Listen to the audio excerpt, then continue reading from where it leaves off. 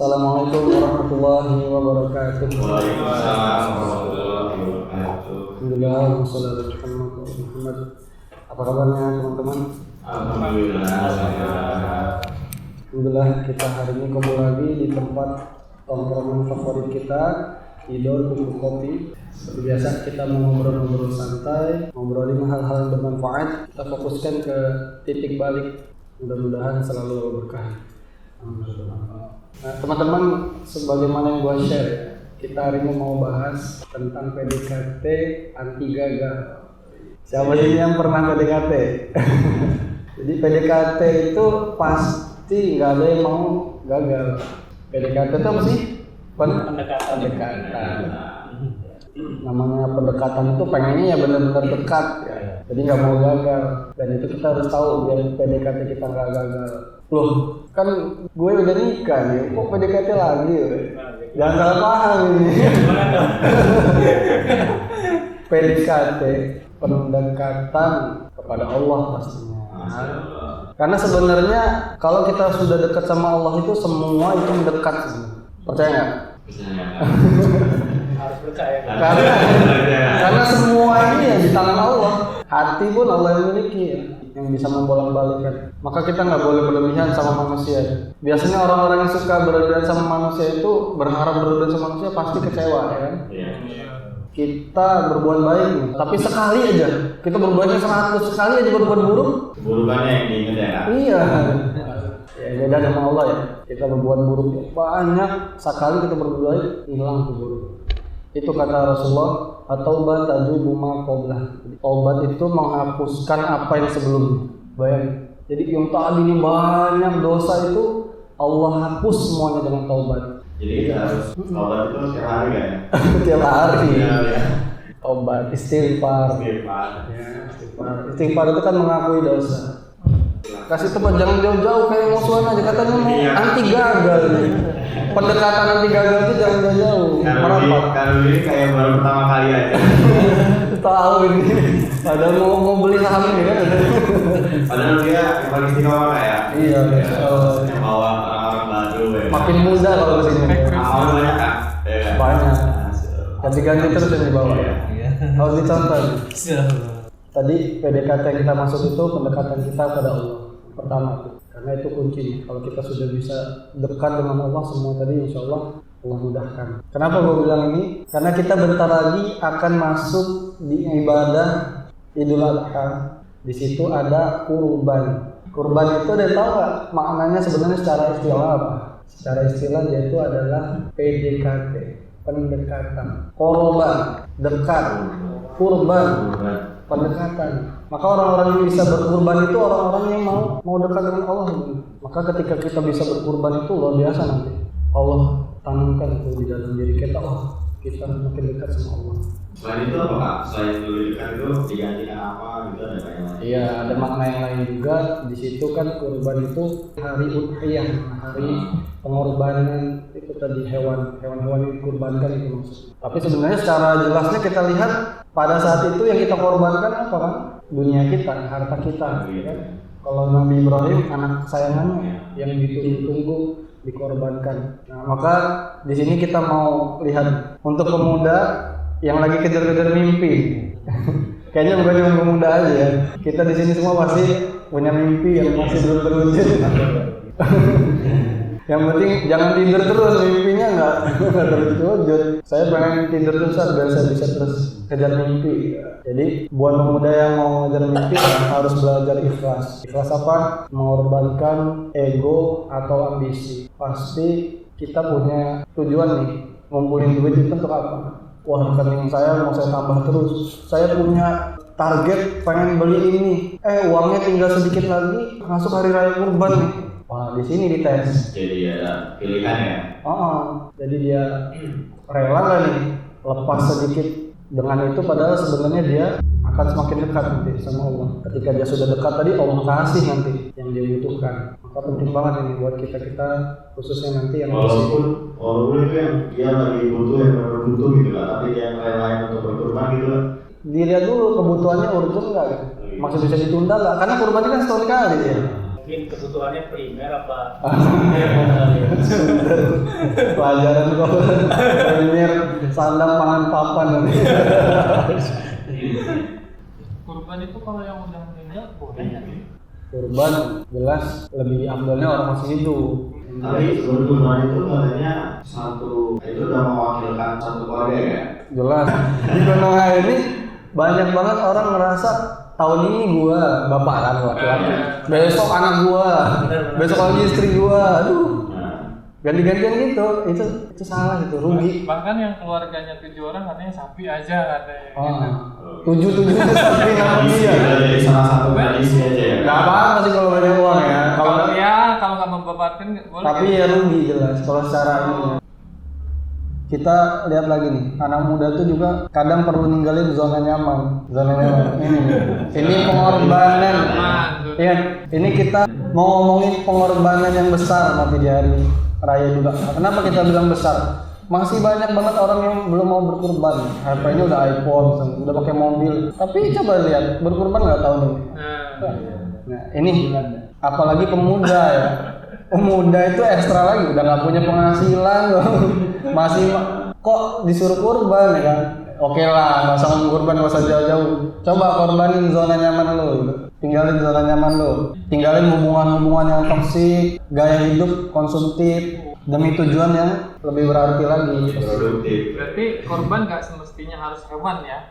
Pasti yang pertama tuh dia harus buktikan diri dulu. Berkorban untuk jalan yang lebih baik juga kayaknya perlu gitu. Iya. Bagi dari Itu lebih ke kehidupan gak sih kan? Tapi kalau di Ilhata ya harus hewan gitu kan? Jelas itu mah nggak bisa diganti. Ini jangan ngubah-ubah. Bingung ya kan ya? Jangan. Saya Idul Adha dia ngorbanin ini. Makanya saya nggak korban itu ya. Saya open hobi. Saya berkorban perasaan saya aja. Jangan, kalau Idul Adha harus ya kambing, kalau nggak sapi ya. Dibawa pacarnya, saya korbankan aja. Saya putusin gua. Gimana kalau ada teman yang nanya kan udah korban belum kan? Udah saya korban perasaan gitu ya. Korban zona nyaman katanya kan. Ya jangan salah-salah ya, jangan ngarang-ngarang lagi. Syarat sah diterimanya ibadah itu satu ikhlas, yang kedua mengikuti petunjuk. Ya nggak boleh ikhlas tapi suka-suka. Ya, berkurbannya sama ayam, pakai ayam. Ya, jadi gua garis bawain ini, anak muda nih perlu ninggalin zona nyaman, karena zona nyaman ini yang buat dia nggak bisa berkembang. Padahal pemuda itu ciri khasnya apa? Sering buat terobosan, semangatnya berapi-api. Kenapa orang tua itu kelihatan lebih hebat? Sebenarnya yang bikin mereka lebih hebat cuman karena mereka banyak pengalaman. Tapi pemuda ini nggak bisa dikalahkan karena terobosannya luar biasa. Jadi terobosan itu nggak mungkin bisa dilakukan kalau dia masih tetap di zona nyamannya. Jadi kita nih buat yang masih mager itu sebenarnya ya masih berada di zona nyaman aja. Jadi keluarlah dari zona nyaman. PDKT anti gagal itu bisa terjadi kalau kita mau komitmen. Pemuda itu harus ambil komitmen satu aja minimal. Dalam apa? Contohnya kalau di sini dalam dakwah kita diambil komitmen apa yang dia bisa hadir ke sini. Ini komitmen ini pengorbanan kita nih. Ini tanda kita mau dekat. Insya Allah anti gagal. Udah dicatat ya kan? Udah jelas. Tidur aja catat kan ya? Tidur aja lah. Gitu kan? Ngopi aja. Komitmen untuk mendekat itu ya, biar gak gagal, itu nggak harus bentuknya selalu ibadah kepada Allah ya. Contohnya tadi kan kurban, sholat, puasa, zakat. Tapi bisa juga dia buka bisnis, tapi bisnisnya tuh dia komitmen ini semuanya yang dijual halal. Kemudian karyawannya juga diterapkan sama dia semuanya diwajibkan sholat misalnya. Kemudian juga di situ dia menggunakan hasil yang dia dapat dia sedekahkan. Contohnya kayak Dika nih, tempat bisnisnya digunakan untuk lahan dakwah juga, tempat belajar. Itu komitmen itu. Itu harus kita miliki dalam hidup ini. Contoh yang keduanya, ya, komitmen yang terakhirnya yang paling rendah. Kalau kita mau PDKT kita nggak gagal, kita komitmen nggak bermaksiat, jaga diri kita. Bisa nggak kayak gitu? Kalau yang kayak gitu aja nggak bisa, ya siapa lagi ampun ya kuat juga. Kalau jaga dirinya sendiri nggak bisa, gimana mau jaga orang ya? PDKT anti gagal ini jadi nomor satu sebenarnya dalam agama kita. Kalau kemarin gue bilang kita tuh harus selalu punya rasa harap dan rasa takut. Bahasa ininya roja wal khauf. Itu harus selalu kita punya, berharap agar Allah terima ibadah kita, ya semua sedekah kita harus selalu berharap. Kayak kita nih, lagi kayak gini nih, kita jangan sampai niatnya cuman pengen ngopi aja lah daripada nggak kosong waktu gua, itu rugi, nggak diterima. Jadi berharap pertemuan kita ini Allah jadikan pahala. Kemudian harus takut, ditambah 50%-nya takut. Takut apa? Kalau nggak ngaji, kalau nggak belajar, nanti Allah hukum dia. Itu harus ada itu 50%. Nah, tapi kalau PDKT anti gagal ini kita harus punya namanya wala wal bara, cinta dan benci kalau bahasanya. PDKT ini bukti cinta. Bisa nggak lo ngomong cinta tapi nggak mau PDKT, nggak mau mendekat sama orang yang kita cinta? Palsu, cintanya palsu. Masa ya orang yang cinta tuh pasti bawahnya pengen deket, ya kan? Rasanya waktu tuh kayak berhenti kalau udah deket dia. Pengalaman. Dan harus disertai dengan benci. Nah, ingat ini juga 50-50. Ini pelajaran gue bilang kemarin yang harus kita pelajari pertama tuh akidahnya ini, akidah kita yang kedua cinta dan benci karena Allah. Jadi kenapa kita bisa cinta sama kopi? Jangan karena kopi itu enak, salah, kita nggak dapat. Berarti akidah kita perlu ditanyakan nih. Karena kopi itu halal, satu.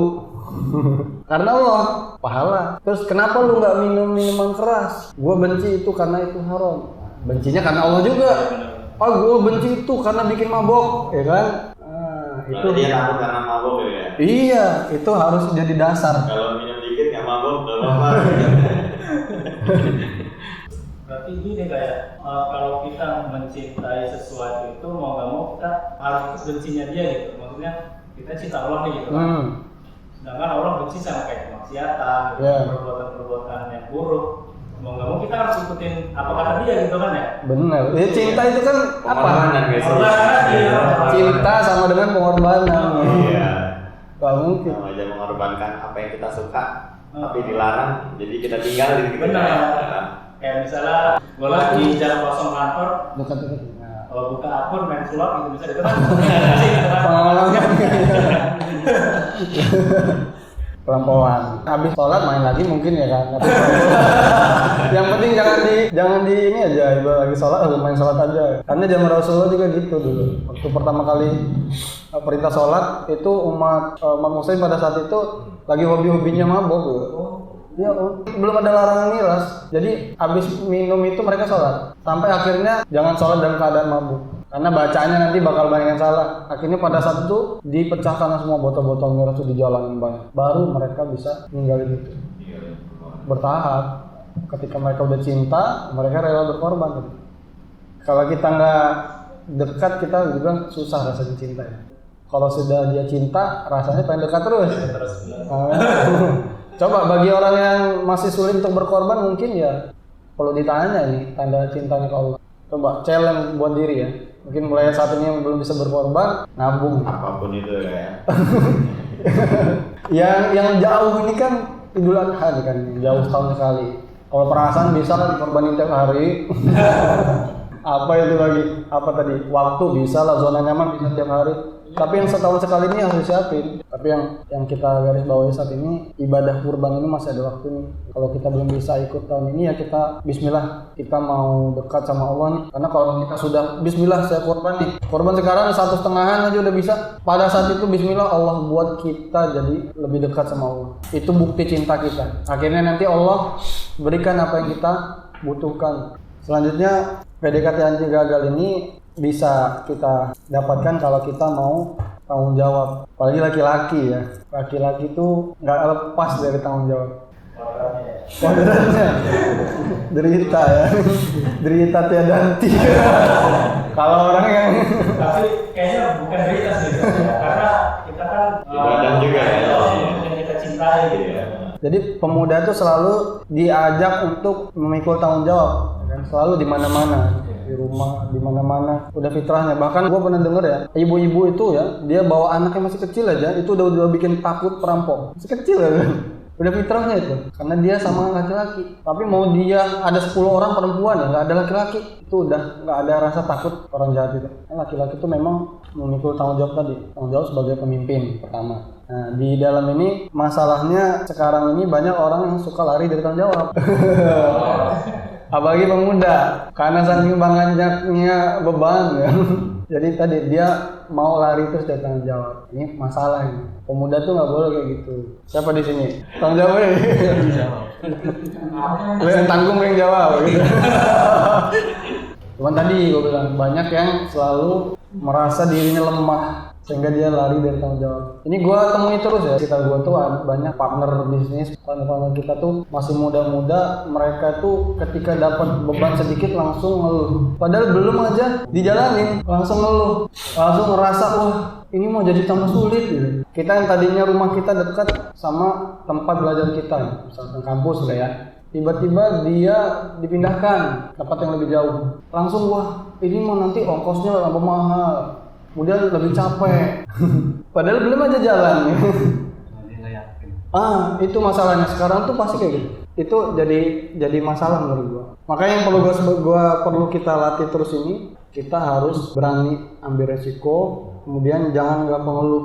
Kalau itu kebaikan, gas pasti Allah tolong. Kalau evaluasi itu di belakang. Kira gimana nih? Bener nggak ketakutan yang gua pikirkan itu terjadi? Ternyata banyak plusnya daripada minusnya. Ya udah, lanjutkan. Insyaallah mau lihat baik pasti Allah mudah. Iya jelas. Dicoba dulu ya Kak, jalanin dulu. Jalanin dulu. Ambil dulu tanggung jawab itu. Iya. Oh, lemah. Oh, nanti lihat nih. Belum coba di awal udah takut ya kan? Iya, takut. Bakal gini gitu ya. Diajak panitia kurban misalkan. Kena pedang. Iya. Pada nyumput, oh gue takut darah. Gue takut gue nggak bisa main pisau. Pokoknya gue jijik, jadi di rumah aja sama HP sekarang. Gue udah ikut kok kurban tadi, gue ngeliat live-nya.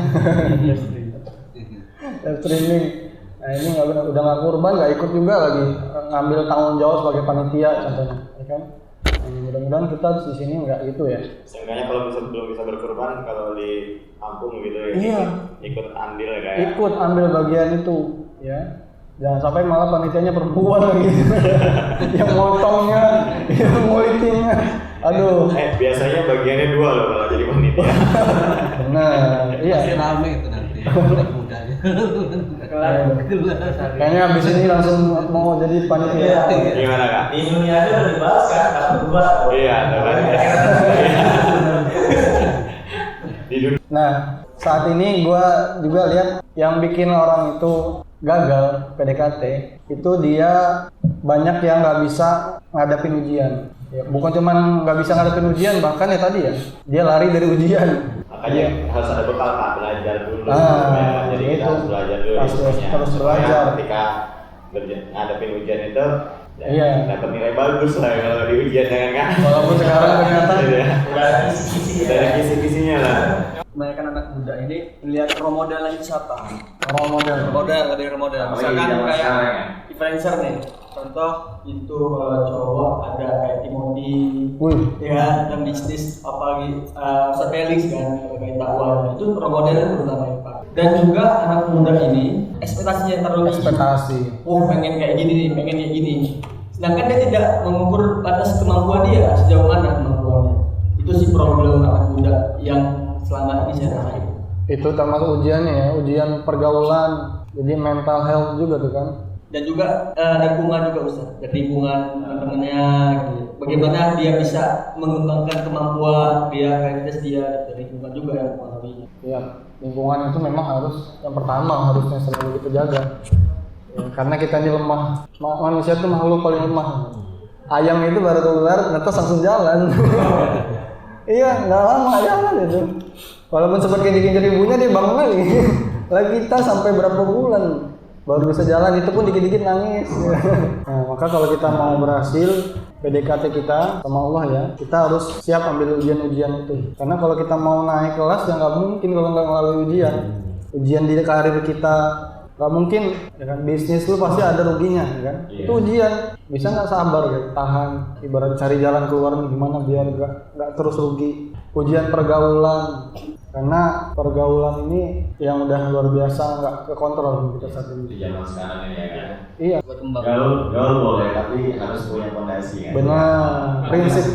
Prinsip. Kalau nggak lu bakal terwarnai terus. Filter juga Ustaz ya, filter. Data iya, Jaringnya. iya. Filter itu juga ada batasnya. Iya. Misalkan kita udah kuat banget nih, gua bisa filter semuanya. Jangan coba-coba lama-lama tembus itu ininya saringannya.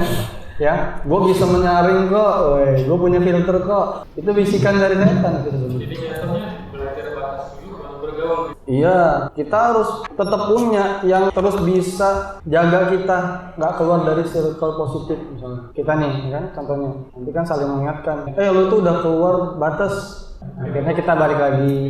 Oh, gua kan punya filter. Enak sih kalau yang ngomongin gitu ya. Iya.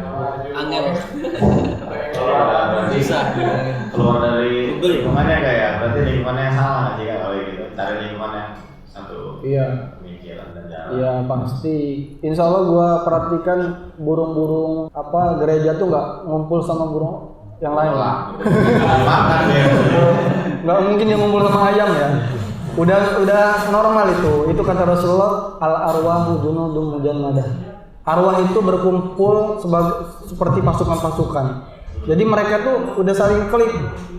Nah, makanya itu perhatikan. Kita kok gua kayaknya klik banget sama anak-anak pang ya. Ya berarti lu anak pang, cuman bedanya lu rambutnya enggak ini. Kok gua klik banget ya sama anak-anak jalanan itu. Aduh, perlu ditanyakan. Dan kalau kita mau PDKT kita gagal, kita nggak mau jadikan PDKT ini cuman sebagai gaya hidup. Ini kelihatan nanti banyak banget yang jadiin ibadah kurban ini nanti cuman gaya hidup, gengsi, ya kan?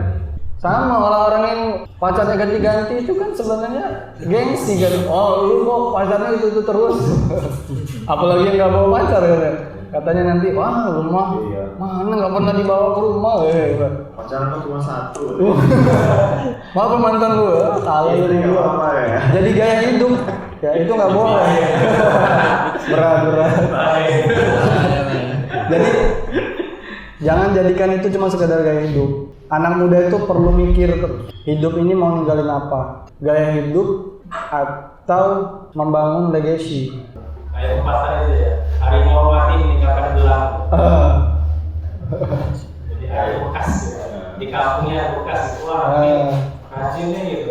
Jejak positif, ya kan?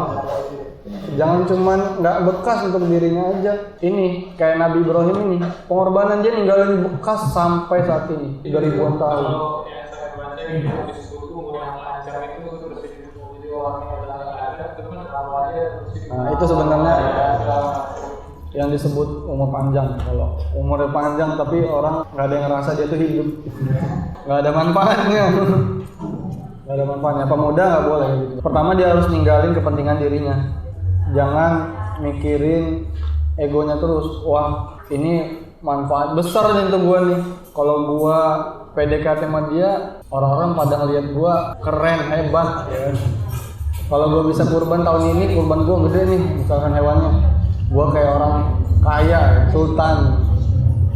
Nah, harusnya lebih dari itu. Dia harus bisa ninggalin jejak apa?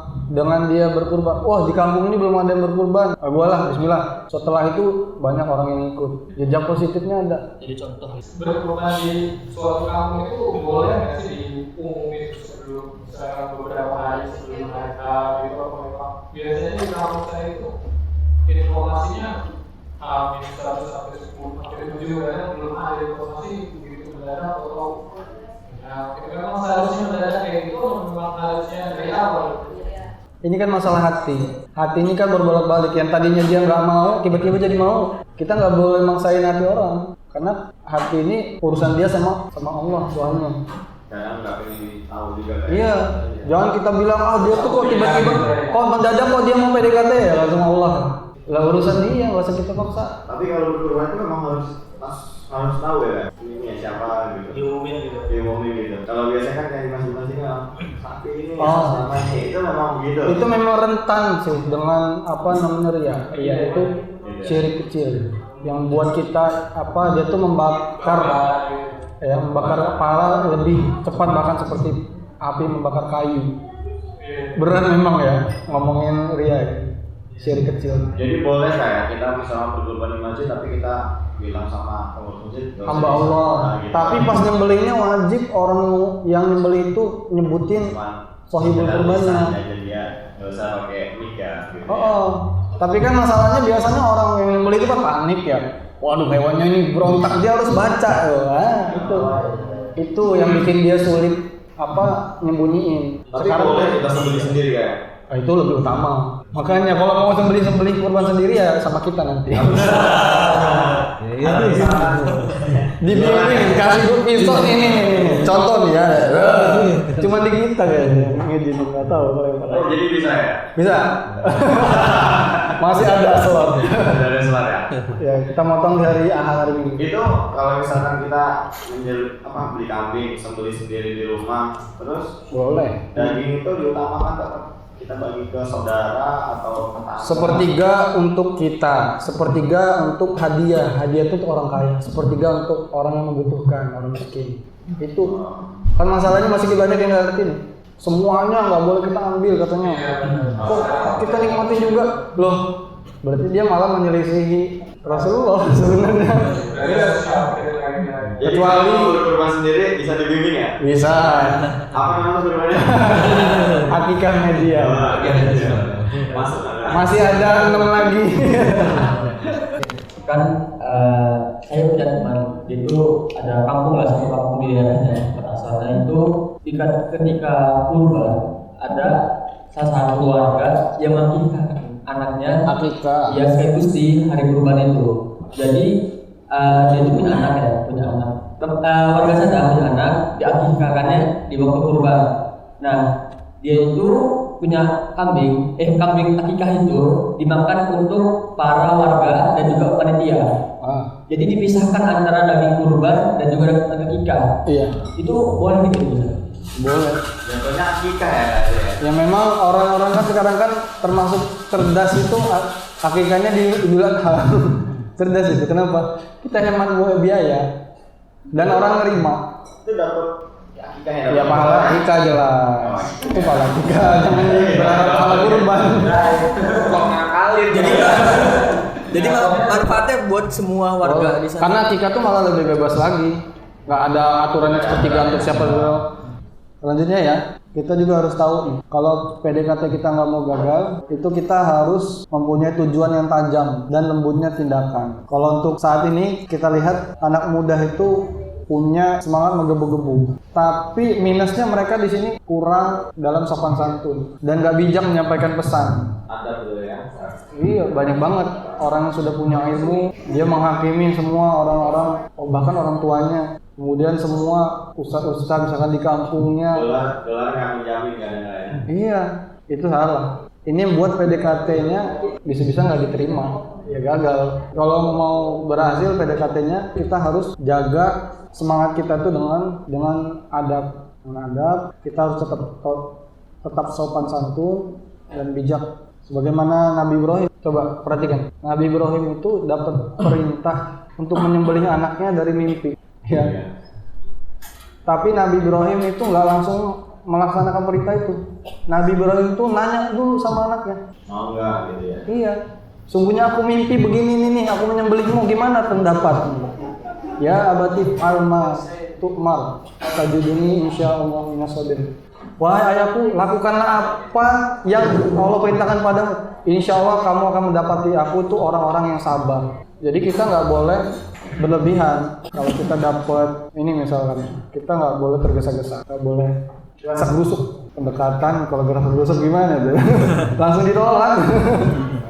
Dekat, kalau mau dekat itu kita harus slow, smooth. Misalkan sholat aja cepet-cepet buru-buru gitu ya. Iya. Gimana mau di ini kayak? Gimana coba kurban nanti? Gue udah nggak sabar, gue mau potong sekarang. Ya gagal. Ada waktunya. Belum bilang tadi aku pagi.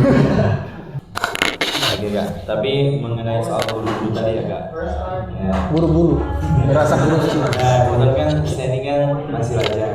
Terus Masya Allah. udah buru-buru. Nah, jadi kan kalau kita tertarik misalnya ta'aruf ke Iya. cewek gitu kan. Cewek lah, jangan cowok ya. kan katanya nggak boleh buru-buru, tapi kan kadang teman-teman tuh suka ayo nggak salah orang, udah ke orang, Iya. orang. Nah itu gimana? Kita juga pastiin juga dia udah ada yang apa udah dia ngecek taruh dulu, terus dari kan butuh waktu juga. Iya. Yang penting kita udah ngikutin alurnya udah diikutin belum alurnya. Tapi kesiapan itu penting juga ya. Jelas, itu yang pertama. Tapi ya kesiapan itu kadang datang ketika kita sudah memilih untuk ambil. Bismillah gua ambil dia. Otomatis nanti kesiapan itu terus bertambah. Itu pengalaman banyak dari teman-teman, bahkan gua pribadi. Siap dari segi ilmu gitu. Ya, itu Jadi pertama. kayak kita nggak sih kan gitu. Tapi justru dengan dia bilang gua bismillah mau nikah, tiba-tiba dia banyak belajar, beli buku tentang nikah, nonton video tentang nikah, banyak, pasti yakin lah gua. Tapi orang yang gak bilang gua belum siap nikah, lihatlah apa yang dipelajarin tentang nikah. Gak ada. Komitmen itu hadir ya, apa? Tanggung jawab itu hadir ketika dia berani berkomitmen. Praktek langsung ya. Iya. Bahkan gue juga waktu umur 25 sampai 27 itu pengennya nikah umur gitu Pak. Cuman karena gue nggak tahu harus gimana awalnya. Jadi ya waktu itu sampai umur 30 gue baru nikah. Tapi ya gue sharing sama teman ini kan.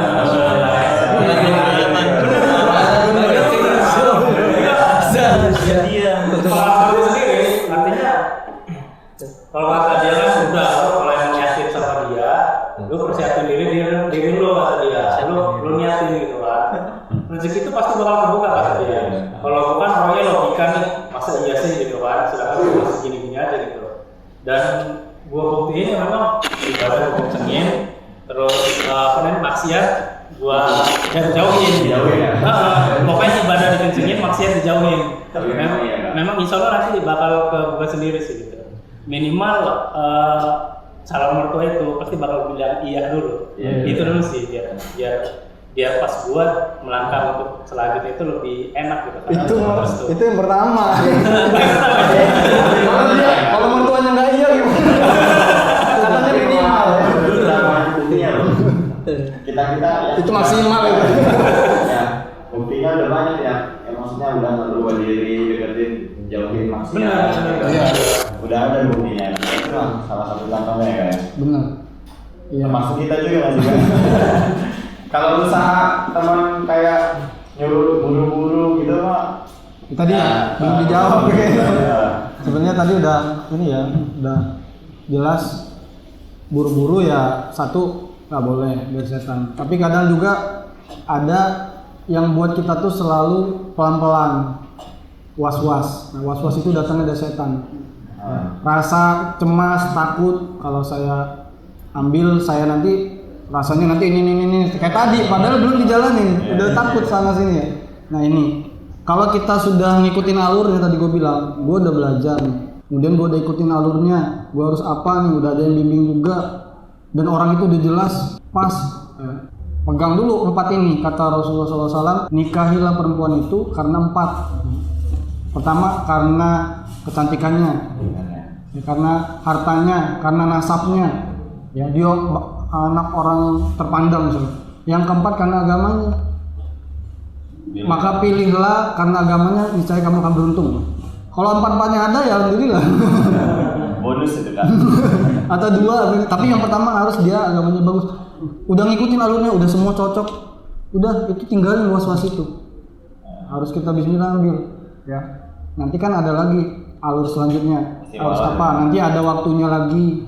Mau rentan berapa lama? Jangan saya nanti komitmen mau disahkannya 5 tahun lagi. Lamaan. Ya. DP-nya kecil ya. Semakin jaraknya panjang itu semakin buka celah setan soalnya. Celah setan. Gue kadang suka gaul sama teman-teman luar juga gitu. Karena mereka tuh gue bilang karena agamanya dulu gitu tahu. Karena mereka jauh dari agama mereka tuh agak skeptis gitu maksudnya. Kenapa sih kalau harus agamanya dulu gitu? Gimana tuh?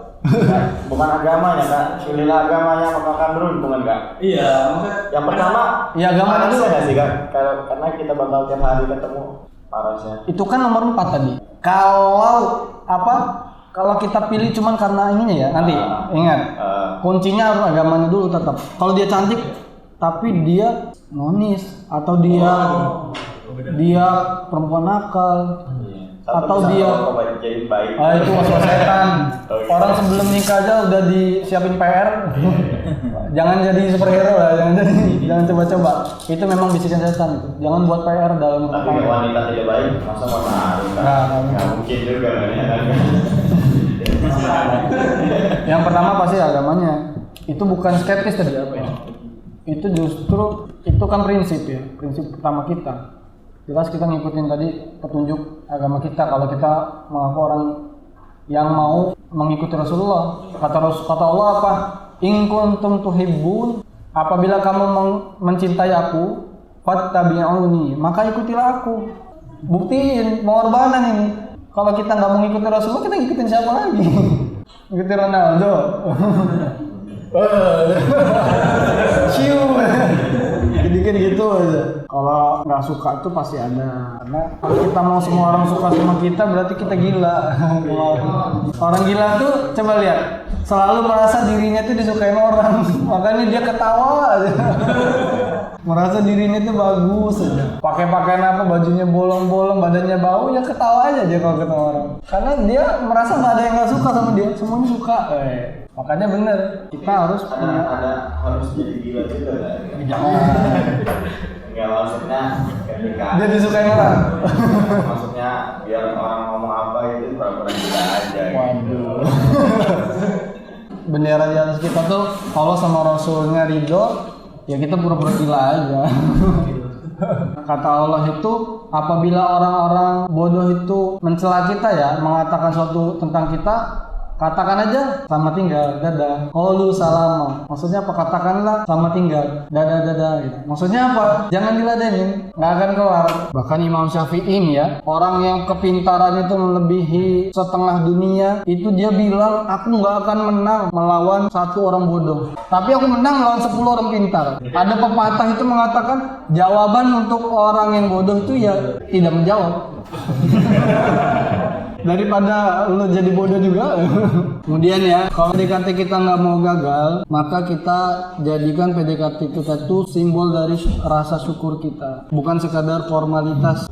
Kalau PDKT kita sama pasangan tadi jelas tuh wujud syukur kita punya kenormalan. Lihatlah kalau laki-laki nggak mau mendekat sama wanita, berarti dia nggak normal.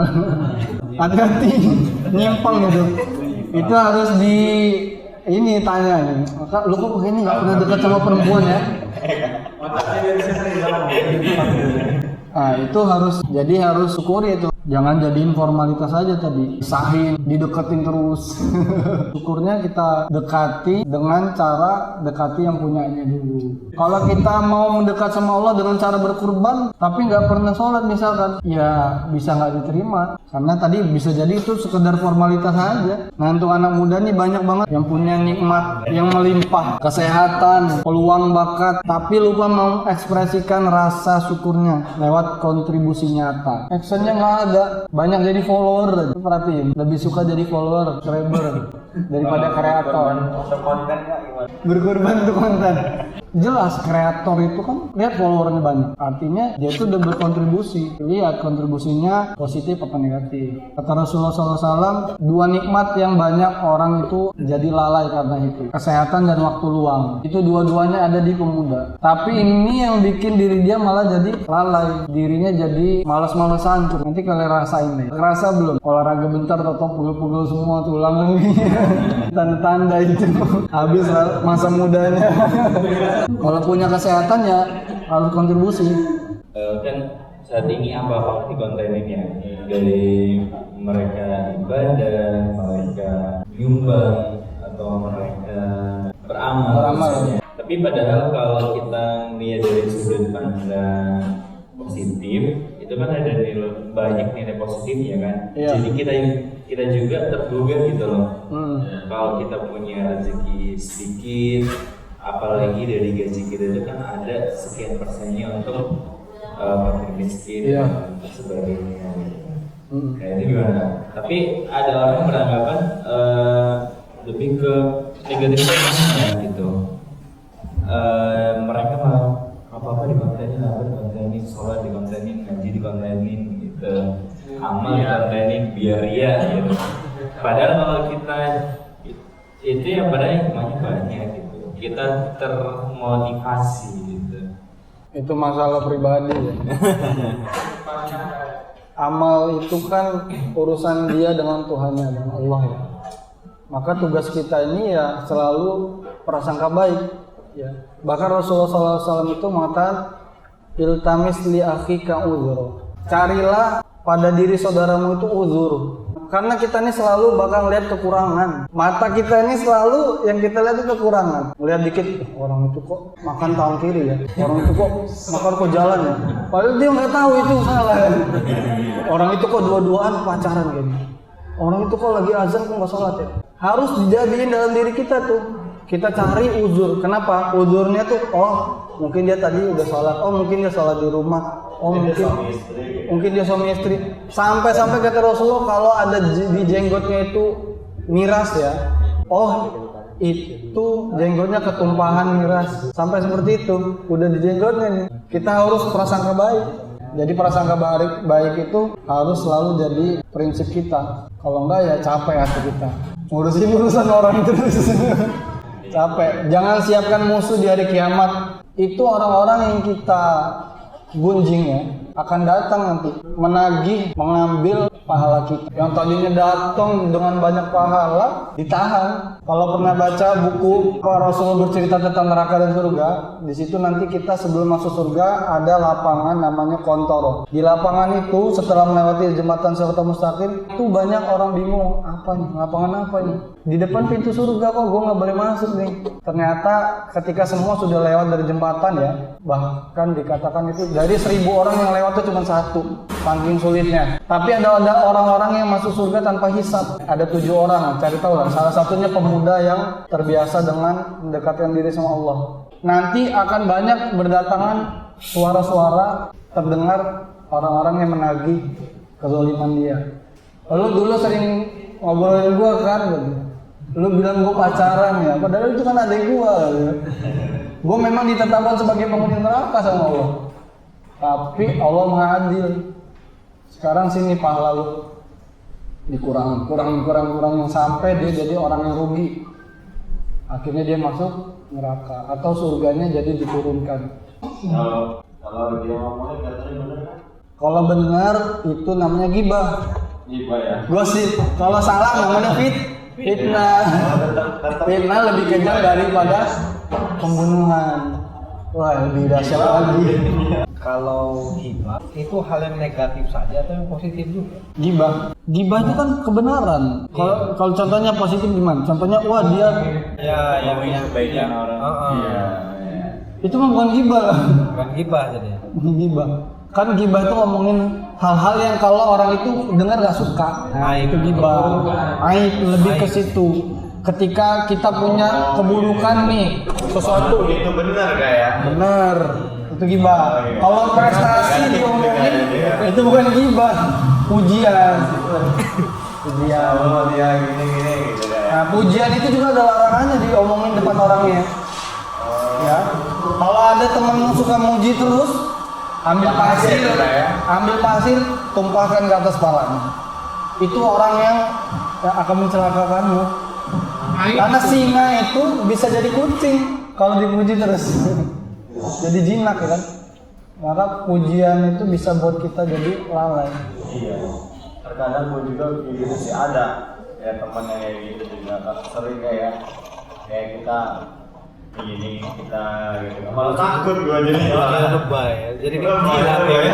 Iya kayak apa sih gitu kan. Kita ini belum nikah Ustaz. Oh, Tapi kita pengen kurban gitu. Terus itu gimana Ustaznya? Utamanya akikah dulu apa kurban dulu? yang jelas kurban dulu. Kurban itu kan setahun sekali, waktunya juga cuma terbatas 3 hari itu, 4 hari ya. Hari pertama sama hari tasyrik itu kita boleh berkurban. Yang utamanya kurban nggak jelas.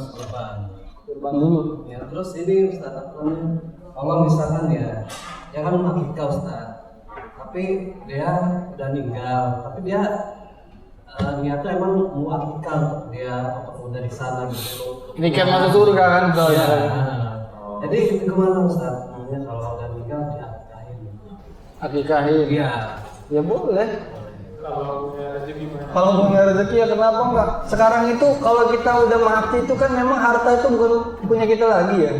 Syukur-syukur kalau anak cucu kita, istri kita mau mikirin kita. Misalkan ada tanah warisan gitu kan, kita dijual gitu kan. Nah, dan apa hasilnya itu disedekahkan ke masjid gitu, amalnya bagaimana ya? Jelas. Kalau udah tinggal, Kalau dia meninggal, Iya. jadi pas bukan sebelum meninggal proses kita iya, jadi bukan kemauan si orang meninggal, jadi kita anak-anak yang tak ngerti gitu. Jelas. Gitu. Sebenarnya cukup dia sedekah, nggak perlu dia sedekahin atas nama ibunya. Allah sudah tahu. Lu ini produk dari orang tua lu. Iya. Maka lu tuh udah otomatis jadi amal jariah orang tua lu ketika lu beramal. Nggak perlu saya niatkan untuk ibu saya. Nggak perlu sebenarnya. Allah sudah lihat ini didikan orang tua. Walaupun orang tuanya nggak ngedidik sama sekali, tapi itu darah dagingnya. Ya kan? Itulah berkahnya kalau punya anak yang solihah. Maka itu Jadi seandainya kalau orang tua nggak ngajarin amal soleh, misalnya nih, ya. ada orang tua nggak ngajarin amal soleh, tetapi anak ini mengerjakan amal soleh juga tanpa pernah diajar orang tuanya. Iya. Nah itu kebagian nggak tuh pahala jariahnya orang tuanya? Jelas ada dalilnya. Ada nanti penghuni surga itu ya dikisahkan kaget, heran, terheran-heran. Kok saya ditempatkan di tempat yang luar biasa, ini spesial, surga Firdaus mungkin lah ya. Kemudian juga dia dipakaikan mahkota dan cahaya atau jubah cahaya. Ini spesial buat penghafal Quran. Dia kaget. Ternyata di sini dikatakan ini karena anakmu. Anakmu. Fasilitas ini diberikan karena anakmu di dunia selalu mendoakanmu, beristighfar untukmu, bersedekah untukmu. Bahkan nggak harus untukmu ya, karena atas jeripayahmu, karena atas apa?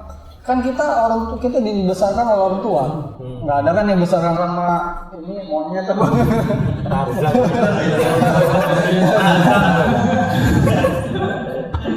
Kebagian, kecipratan.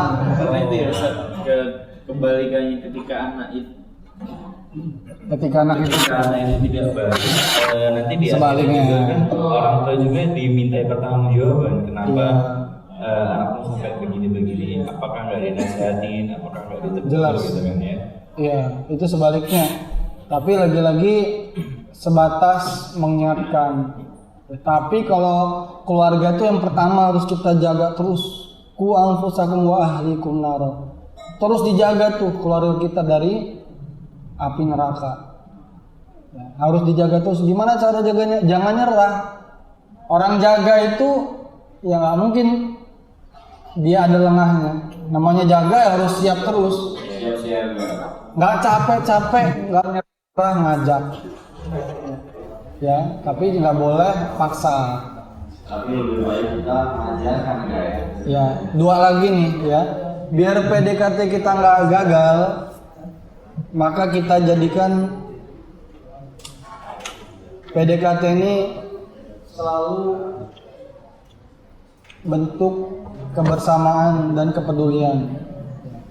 Kita harus iringi dengan itu. PDKT itu umumnya kan berdua-duaan. Kalau PDKT sama Allah itu jangan terus-terusan berdua-duaan terus. Contohnya, sholatnya di rumah aja, nggak pernah sholat di masjid. Ada satu tahajud berdua-duaan sama Allah, tapi dia harus bisa buat PDKT-nya itu secara bersama-sama. Tadi ada waktunya dia berdua-duaan, tapi kalau nggak mau gagal, ya dia harus buat PDKT-nya itu ada orang ketiga. Nah di situ, ya. Kalau kita milih pasangan ini, Ada ditemenin ya. ditemenin, ya. Dan yang udah mau dekat ini, kurban itu ngajarin anak muda pentingnya berbagi, ya. Peduli sama lingkungan sekitar, bukan hidup individualis. Kalau mau hidup individualis ya di hutan aja sana. Kita ini makhluk sosial, harus terus berbagi, peduli. Bahkan ini bentuk kebaikan yang paling tinggi kata Allah.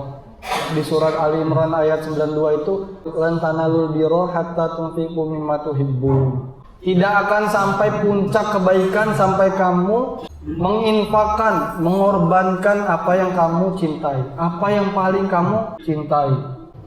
Bayangin, pada saat itu sahabat Abu Thalha yang dia paling cinta itu kebun kurmanya yang luasnya berhektar-hektar. Pada saat itu lagi butuh finansial ya untuk perang, langsung dikurbankan semuanya sama dia, hartanya itu. Kalau sekarang kita lihat ya, cek lah, harga kebun kurma tuh luar biasa mahal. Nah itu pengorbanan. Maka kalau kita memilih calon juga, ya, nih ada 5 nih pilihan, bukannya belum yang belum menikah. Yang belum menikah ya. Yang belum menikah. Ya, dan yang terakhir ini, momen ini nanti Idul Adha ini adalah momen untuk introspeksi dan upgrade spiritual kita nanti. Sudah sejauh mana aku taat kayak Nabi Ibrahim atau Ismail. Anak muda itu harus upgrade diri dari sekedar tahu agama jadi pengamal agama. Itu ilmu itu untuk diamalkan. Kita udah tahu nih, kalau kita mau dekat sama Allah, nggak gagal dekat sama Allah, kita harus tadi ikhlas dan mengikuti petunjuk. Maka kita latih terus hati kita tadi untuk ikhlas, kemudian kita belajar.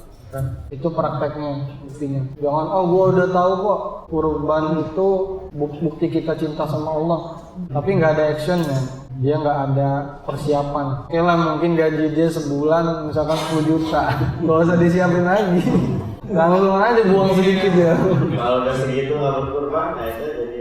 Ah itu. Buat yang punya HP itu pasti bisa kurban. Coba ya. Udah punya HP bisa kurban setahun Allah kasih dia kuota gitu. Setahun ya. HP-nya dijual aja udah bisa. Sekarang kayaknya handphone kan sudah ada standarnya. Nah, apalagi yang punya motor bisa lebih lagi. Gimana, ada yang ingin didiskusikan lagi ya? Terkait PDKT Ustaz. Ya, di mana tadi dibahas terkait mencari jodoh Ustaz. Belum punya jodoh ya? Baik. Kan tadi kata Ustaz, pendekatan paling terbaik tadi kan 4 kriteria Ustaz. Agama, nasab, kecantikan, sama hartanya. Terkait nasab Ustaz yang saya diskusikan nih Ustaz yang matang. Udah punya target. Bangsa. Lebih baik kita mencari yang setara atau memang yang kedudukannya lebih tinggi dari kita Ustaz. Mungkin dari orang tuanya memiliki harta yang berlimpah Ustaz, atau di bawah kita yang hartanya yang kelas menengah ke bawah Ustaz. Jadi merasakan ada teman Ustaz, ada teman saya. Teman ya, bukan ya, teman. Punya pengalaman, dia udah menikah, tapi pasangannya itu ekonominya lebih tinggi dari dia Ustaz. Iya. Ekonomi lebih tinggi dari dia kan lumayan teman dekat juga Ustaz, sering ngobrol juga gitu. Dimana itu kayak dari pihak pasangannya, kayak misalkan lagi ada problem masalah itu sering ribut, ngomongin ekonomi, ngomongin kedudukan segala macam gitu Ustaz. Jadi ingin saya tanyakan caranya gimana Ustaz terkait kedudukan tersebut Ustaz? Itu kan ini ya, akibatnya dari dia milihnya karena nasabnya tadi ya, kan? Pertama, kalau orang yang sudah nomor 1-nya udah selesai, agamanya udah oke nih, nasab itu bonus. Pasti panduan utama dia pegang terus tadi. Wah, gue tahu nih, gue walaupun orang kaya, gue ini tetap di bawah suami. Ar-rijalu qawwamuna 'alan nisa. Laki-laki itu pemimpin dari perempuan, ya kan?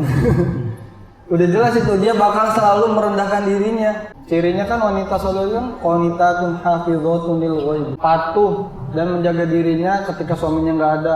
Dia akan patuh terus walaupun penghasilannya lebih banyak, dia jabatannya lebih tinggi, dia akan terus patuh sama suaminya. Dia nggak akan lihat pekerjaan suaminya, nggak akan lihat penghasilan suaminya.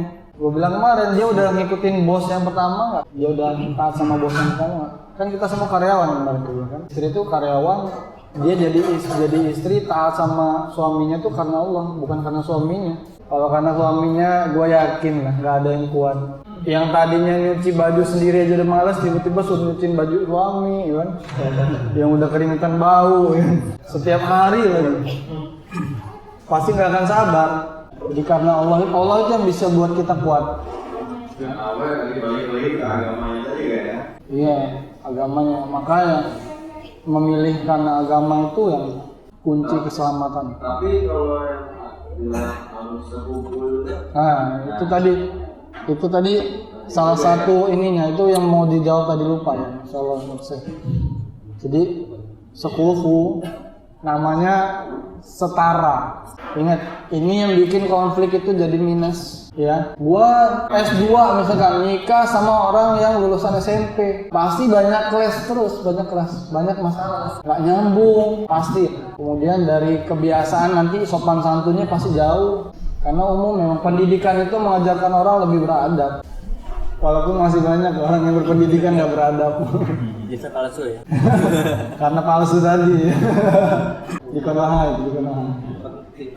Tapi kalau gue sih Kak, kayak kasus temen lo itu tadi ya, kalau menurut gue ya nggak sepupu tadi kan, maksudnya ekonominya jomplang gitu ya. Sebenarnya kita kan balik lagi ke tadi, kita kan laki-laki ditutup untuk tanggung jawab kan gitu kan. Iya. Ibarat kita karena udah kejadian, gua perumpamanya kayak nasi udah jadi bubur sih gitu. Biar enak itu kayak mana, jadi kasih daging, kerupuk gitu kan, terus kuahnya ya kalau di dalam kehidupan walaupun kita misalnya nggak seberuntung dia ekonominya, kita punya apa, kerja keras misalnya. Nah, kita bisa ngembangin apa yang dia punya gitu. Woy. Kita usahain gitu kan. Artinya gua narik dari positifnya dulu. Jangan nikmatin apa Iya, yang dimiliki. benar. jadi misalnya dia si istrinya pengusaha bisnis, kita Ngembangin, minim-minim kita bisa collab kan gitu, maksudnya. konten ya kan. Itu lagi. Marketingnya misalnya. Itu rezeki ya, rezeki luar biasa. Iya. Kalau kita bisa dapat itu tadi udah agamanya bagus, hartanya banyak, kedudukannya tinggi, cantik pula. Pertanyaannya amalan apa yang dilakuin gitu sama dia. Tapi kan kalau kita punya 4 itu tanggung jawab kita lebih besar. Bisa nggak kita pegangan? Ya ngaca dulu, ya kan. Kalau lu cuma bisa sanggup ibaratnya sama orang yang nggak terlalu cantik, janganlah nikahin sama orang cantik gitu. Orang yang super cantik, nanti lu nggak akan sabar gitu. Banyak yang suka sama dia, banyak followernya, kan make upnya mahal. Kalau mau yang gampang, Minimalisir konflik. ya minimalisir konflik. Kalau gua gini ya, tentang sekufu ini mirip dengan pengoperasian bilangan. Wih, Pecahan pasti bisa lah. SD pasti bisa. gua SD. banyak nontek ini. Misalnya begini nih, sekufu. Misalnya ada orang satu, si A dengan si B, nggak sekufu. Ibarat si A ini kalau bilangan tuh 1/2, si B ini 1/8. Mau dinikahkan, digabungin setengah tambah 1/8. Nah, supaya bisa nyatu kan harus nyatu, harus ini kan, persamaan penyebutnya dulu. Ya. Nah, itu yang menurut gua usaha supaya jadi sekufu. Jadi kalau misalnya bilangannya itu timpangnya terlalu banyak, usaha yang kita lakukan juga harus banyak juga. Make sense nggak? Ya kan? Ini contohnya kayak gitu, kayak pengoperasian bilangan pecahan kayak gitu. Kalau misalnya tentang sekufu tadi, toh nih misalnya. Nah yang tadi kita bukan Agak berat bukan ya? pewaris ya, kita branded misalnya. Ini masih matematika ya. Bukan waris, calon kita pewaris. Wih, pewaris tunggal lagi. Nah, kita yang perintis ini harus gimana caranya jadi apa ya? Jadi sekufu lah sama si anak pewaris ini. Itu kan usahanya berat tuh. Ya bagaimanapun itu harus dilakukan kan. Harus dilakukan supaya jadi sekufu tadi, yang awalnya nggak sekufu jadi sekufu. Kenapa? Kalau misalnya kita maafnya ngomong kurang ya, calon kita nih berlebih, oke lah yang si calon kita ini menerima. Tapi biasanya begitu udah mau persatuan keluarga itu, ada aja omongannya. Wah, ini kayaknya pengalamannya baru-baru. Ada aja, soalnya pengalaman di luar kan banyak juga. Masih belum bisa dilupakan. Itu baru dari harta itu. Terus kemudian fisik misalnya yang laki-laki nilai 70, yang perempuan nilai 40. Dari segi yang lain udah sekufu, nilai agama, terus finansial, yang pekerjaan pertama udah sekufu. Nanti begitu nyatu tuh, ada aja tuh kasih. Itu kok yang lakinya ganteng, yang perempuannya nggak ganteng. Wah, yang perempuan main pelet ini. Ada aja pasti tuh. Ah, itu kan kalau kita mau disukai semua orang ya kita harus jadi orang gila. pasti ada. Nah, kalau nggak mau dikomentari. Kalau itu kembali ke personal masing-masing, tahan kuping aja kan. Ya. Terus dari pendidikan juga, terus kalau pendidikan tadi ya kalau dari faktor luar pasti diomongin lah. Si ini cuma nyampe SMA, si ini nyampe S3 misalnya, itu omongan luar. Cuman kan kalau ternyata omongan kedua belah pihak tuh nyatu, ya apa salahnya gitu disatukan kan? Yang pasti konsepnya itu kalau sudah terjadi itu qadarullah. Inilah keputusan Allah. Takdir dari Allah pasti yang terbaik. Ya, sampai ada kisah nih ya, orang ini luar biasa solihnya, tapi kok dia dapat istri setiap bulan musibahnya ada terus. Istrinya ternyata kena kanker payudara. Akhirnya keputusan dokter harus dioperasi, dibuang satu, akhirnya dibuang dua, kemudian menjalar ke yang lain-lainnya. Akhirnya bulan ketiga istrinya itu meninggal. Padahal ini orang baiknya luar biasa. Setiap hari orang itu perhatiin dia nih. Ada seorang ulama ngelihat terus kok kayaknya malang aman nasibnya. Padahal orang ini baik banget. Ternyata setelah meninggal itu Allah ganti dengan yang lebih baik. Ikutin aja terus, yakin gitu. Allah ganti dengan lebih baik, ternyata anaknya langsung lahir lebih banyak. Kemudian dia rezekinya bisnisnya dilancarkan, akhirnya banyak kemudahan. Masalahnya dia tahanin dulu nih, yakin dulu nih ini pasti yang terbaik dari Allah. Saya diri kepada Tuhan. Oh iya. Jadi kata yang terakhir ya. Jadi ini intinya. Jadi Mas, sekufu itu tuh jatuhnya kita berusaha menyamakan ya, bukan nyari yang sama. Kalau sudah terjadi. Kalau sudah terjadi Berusaha menyamakan. Karena nggak mungkin Kalau nyari yang sama makanya susah ya.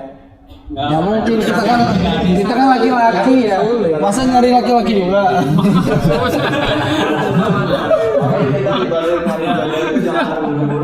Sambil kalau ya misalkan taruh belum tentu setahun 2 tahun dapat itu belum tentu ya. Jelas. Ada temen gitu udah usaha tetap kan tahun 2 tahun, nah tahun kedua itu baru dapet. Nah, itu kan Iya. Ini gue sendiri aja punya keinginan nikah di umur 21, nikahnya di umur 27. lama banget itu sampai kita anterin ke sana. Buka kartu. Temennya di depan. Ya, jadi yakin ya. Jadi terakhir penutup dari gua, kita harus yakin apa yang udah terjadi itu, apa yang udah kita pilih, kita udah dekat dengan dia, artinya itu pasti yang terbaik dari Allah. Yang penting tadi pastikan ketika kita dekat itu mengantarkan kita jadi lebih baik. Kalau kita dekat sama dia kok buat diri kita jadi lebih nggak baik, wah ini berarti masalah buat kita. Musibah. Walaupun udah menikah nggak gitu kan? Kalau udah menikah, Gitu ya. kalau udah menikah harus ini. Jatuh ujian juga tuh ya. Jadi sebenarnya semua kekurangan itu bisa ditutupi dengan ilmu agama.